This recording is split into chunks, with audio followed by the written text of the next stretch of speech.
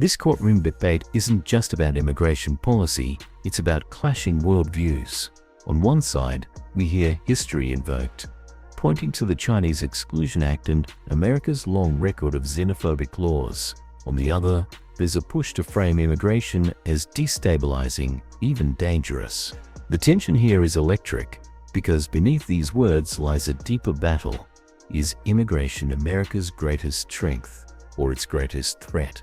Stay locked in, because what's coming next will challenge everything you thought you knew. I think that the anti-immigration rhetoric you have is not new. I think that you try to paint a picture of it being this current phenomenon that we're facing, but there's been rhetoric from your side for a long time, throughout the entirety of history. I mean, if we look at the immigration policies in the U.S., even though Chinese immigrants built the entire Western Railroad, there was still the Chinese Exclusion Act, because they were providing insane value to the United States, but we still had these exclusion acts because of xenophobic attitudes. And so this is not a novel idea that immigrants are bad for the country. So I'm interested in why you think that all of a sudden we need to change the way the United States works. Well, first of all, immigration has gone in great influxes. We basically turned off all immigration in the 1940s and 50s. We had like net zero immigration for almost 15 years. Most people don't even know that. So we had Ellis Island in the early 1900s, and then we turned on the guzzle of immigration. But let's be honest, for 40 years, we have tried this mass immigration project for the last 40 years. Has it worked? Are we a more connected country? Have middle-class wages kept up? Look at the material data. Has immigration enriched the well-being of the United States of America, especially the last 5 or 6 years? I would say, of course not, actually. We're more divided, we're more factious, and we see this in almost every European country as well. When you import a bunch of people that don't speak your language, that are from the third world, all of a sudden you have mass destabilization happening in your country. It's not a matter of being xenophobic. Instead, it's a matter of being patriotic to your own country and your own citizens. It's not about hating the foreigner, it's about loving the citizen. And your obligation is always to citizens first, not foreigners. Okay. So you don't think that the MAGA movement has led to xenophobic attitudes at all? I don't even know how to answer that. I mean, like... Why not? Well, because you have to first define what you mean by xenophobic attitudes. I mean, just like you said, I mean, we're living in a divided world. You don't think that comes from people being anti-immigration? No, I think it's the opposite. I think when you allow a bunch of people that aren't native-born Americans too quickly, with no checks, no background, no idea who they are, and flood them into your towns, definitionally, diversity is not a strength when it comes to local community ties. If you don't use it, I don't know that you're committed to finding its strength. Hold on, no, explain this to me. This is a good question. Yeah. What country has ever grown stronger the more divided it's been? None, but I'm not saying that's we the point. have to get more divided. No, but diversity definitionally will divide you. Unity unifies you. You notice they never say unity is our strength, they say diversity is our strength? In fact, just so we are clear, there is nothing racist or xenophobic to say that you want your kids to be around people that speak English. There's nothing racist to say that. It actually means that you want to be able to communicate with your neighbor. There's nothing racist and xenophobic to say, for example, we don't want to import people from a far-off distant land that don't share Western values, that don't treat women the same, that don't have the same respect for freedom of speech. So what we see is the unraveling of the United States of America, because a country is again, just like undoubtedly, it is the people that inhabit it. So you have to be very careful what people you allow into your country. Sure, but I think that what you're talking about, this like mass shift in American culture, is like not happening. I think you're fear-mongering, and also I think that the United States forever has been a mix of culture. I don't really know like where you can point to a time in the U.S. history that hasn't included immigrants in its culture. Again, from the 1920s and 1960s, we had very little immigration in this country, nearly 40 years. In fact, that is what largely led to us becoming a world superpower in the 1950s. We had the Bracero program back then, where we brought in tons of laborers from Mexico to the United States to work in agricultural, and that's how we fed the United States. So I really again, don't think that it was very limited in scope versus what we see today. But again, I will ask a more moral question. Does a politician have first loyalty to its own citizens or to another country's citizens? Absolutely. I'm glad you brought circle back to my original question about the United States creating instability. Notice how quickly this argument escalates. One side argues that diversity itself weakens community bonds, while the other insists America has always been a melting pot. This isn't just a debate, it's a collision between two definitions of patriotism: protecting the citizen first versus honoring America's immigrant foundation. Here's where I'll throw the question to you. Who do you think is right? Is unity about similarity, or can diversity itself create strength when properly managed?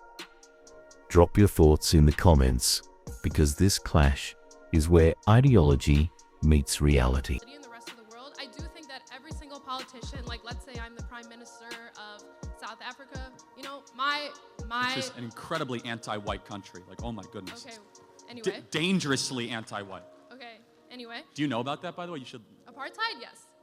Oh, no. It's like they're killing white people in the streets in South Africa. They're stealing farmland. I mean, if you don't know about that, that shows how the media is lying to all of you. It is literally a mini white genocide happening in South Africa right now. But I don't think that we should. No, it's fine. You brought up South Africa, not me, but yes. That was just an example. Anyway, let's stay on topic. So let's say I'm the Prime Minister of a country. I do agree with you that my first job is that country, for sure. That's who I'm leading. But considering the United States has created mass violence, instability, and poverty around the world, you don't think that we have some sort of obligation to the people who then have to flee from that? No. Why not? Wait, hold on. Well, why not? Define your terms. Where have we created mass stability? I'll grant you Iraq. That was a disaster. Where else? In all of Latin America, in different countries in Africa, places like the Philippines that we colonized, Puerto Rico. Yeah, I mean, of course. I'm always so interested in this, as if it's like you can never blame those countries for not having their act together. It's somehow America's fault. Like, oh, it's America's fault that Nicaragua can't get its act together. It's America's fault, even though we welcome Puerto Rico to become U.S. citizens, like we've colonized them. So here's the paradox. You don't think that Puerto Rico was colonized? No. I'm saying no. So if we don't help Puerto Rico, we're evil.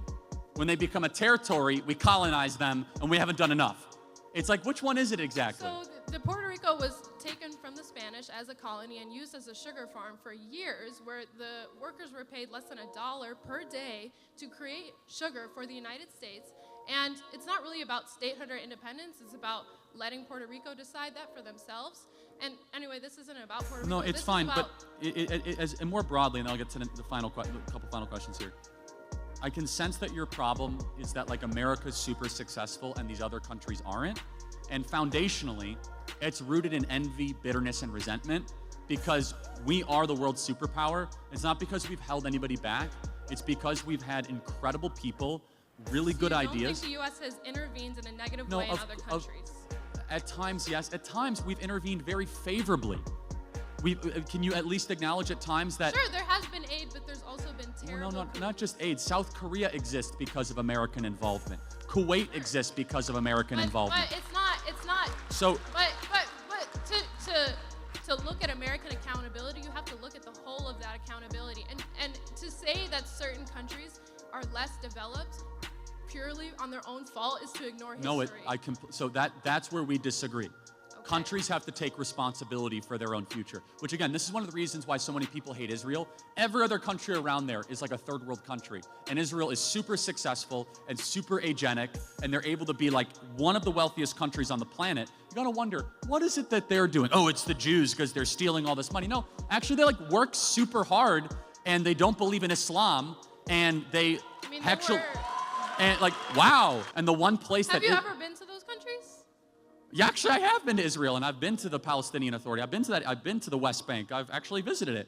Even if I hadn't, that doesn't mean what I'm saying is wrong, just for the record. By the way, I encourage you to try to go to Lebanon or Syria. Not exactly the Four Seasons, right? So, not great. You don't think that U.S. intervention has anything to do with that? Partially, but again, to blame the evil U.S. intervention for every single problem is, at its core, intellectually sloppy. I don't think so, because the United States has 2 times the military of the rest of the world, and it has been in our DNA to intervene in a military way in other countries. So to say, I mean, you, Wait, I wait. know you believe So in. I know I want to try to square this all together. I got to get another question, just to make sure I'm clear. So you're mad at America for getting involved in other people's countries, right? So America's bad for that. But then you want everyone to come to America. I thought America's bad. I'm saying that the United States needs to be held accountable. You can't meddle in So we're other held countries. accountable by inviting the entire world here? If you are going to mess up that country, you have to do something about Oh, it. do something. Invite them here. Maybe if you're the reason that they have to leave. No? All right, then that at its core, I'm glad you articulated it, is neoconservatism, which is invade the world, invite the world. Which is that you don't support the invasion part of it, but somehow we have to invite the world as some sort of like mass penance. But that's like you invade and then say, oh, Well, no, I don't now- support the invasions. I think you are overly ascribing fault to the United States of America, when in reality, think so. it's these own broken countries that cannot get their own act together. I A think- great example is this, and I'll close with this. El Salvador is actually safer than America. It has billions of dollars flowing into El Salvador. Why? Because they elected Bukele, who decided to go after MS-13 and clean up the streets of El Salvador. Which, again, it was because they decided to do good things with massive action. Countries can be wealthy. Singapore is wealthy. You could be a very wealthy country if you embrace Western market ideas, private property with low crime, and it's not But, always... I mean, in the case of El Salvador, the United States was the reason that the country broke down into gang warfare. And now if you look at the way they were able to turn around, they had to declare a Again, state of emergency just again, to be able to turn things around. It's just like, this is where we're different. And then I'll close, then we have to get going. Big. I look at America as a force for good. You look at everything wrong and you say it must be America. No, sir. I'm looking at bad things that they have done and calling for accountability. Okay, like I mean, maybe we disagree. I don't know. I guess I think we're a wonderful country, and I think if a country is poor, they're poor by choice, and they have to be able to get their act together, make better decisions, and stop acting like victims all the time. Thank you very much. And there it is, the case laid bare. On one side, America as a global force for good, lifting nations through intervention. On the other, America as an aggressor, destabilizing regions and fueling the very migration it seeks to control. What do we take away? That immigration isn't just about borders, it's about history, accountability, and the kind of country we want to be moving forward. If you found this debate as gripping as we did, make sure to hit that like button, share your thoughts below, and don't forget to subscribe for more jaw-dropping courtroom breakdown.